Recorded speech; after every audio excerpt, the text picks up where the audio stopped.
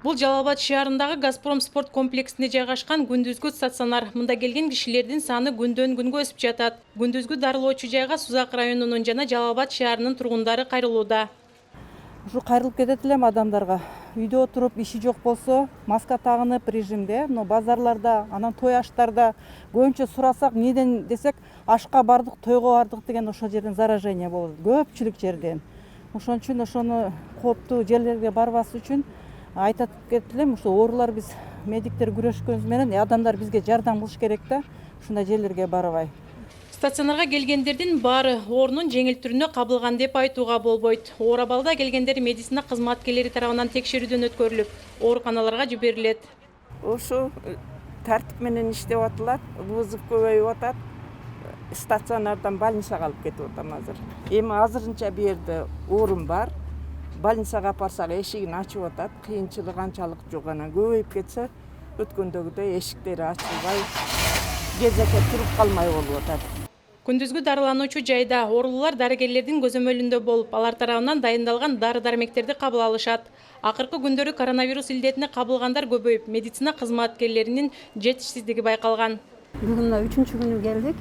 Жолдошум ооруп калды. Ошо биринчи Юрфага барып эле рентгенге түшкөнбүз. Ошо двухсторонний пневмония деп чыгарды. Андан кийин өзүбүздүн КСВда бир 2 күн ичине алдык.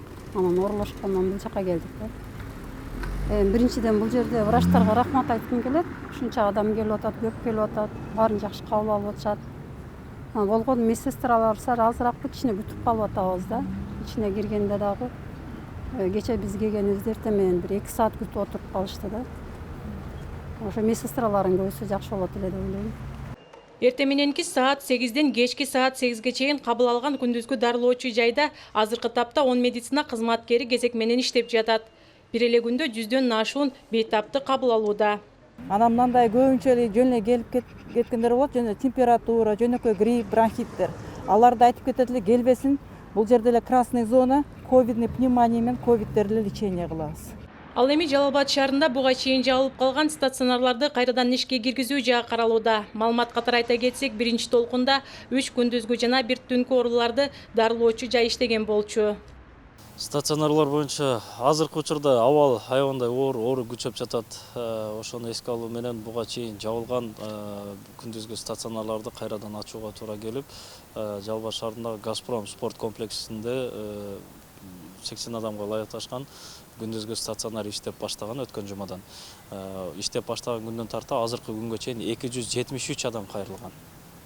Андан сырткары дагы кошумча стационарларды ачуу боюнча иш жүрүп, Жалал Абад шаарындагы Ратбек Санатбаев спорт мектебинде дагы азыркы учурда күндүзгү стационар ачылып, ал жерде бардыгы даяр турат. Отоплениясы иштетилип, жылуулук жагы да каралган. Учурда медициналык персоналды топтоо жагы каралып жатат.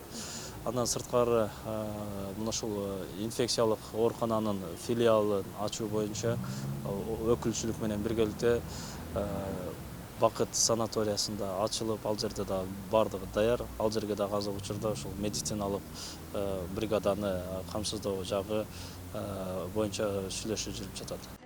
COVID-19 жуктуруп алгандар Жалал Абад облусунда башка региондорго салыштырмалуу көп. Бүгүн эле облуста 125 киши коронавирус жуктуруп алгандыгы такталган. Бактыгүл Тешебаева, Котман Мамашев, Жалал Абад шаары.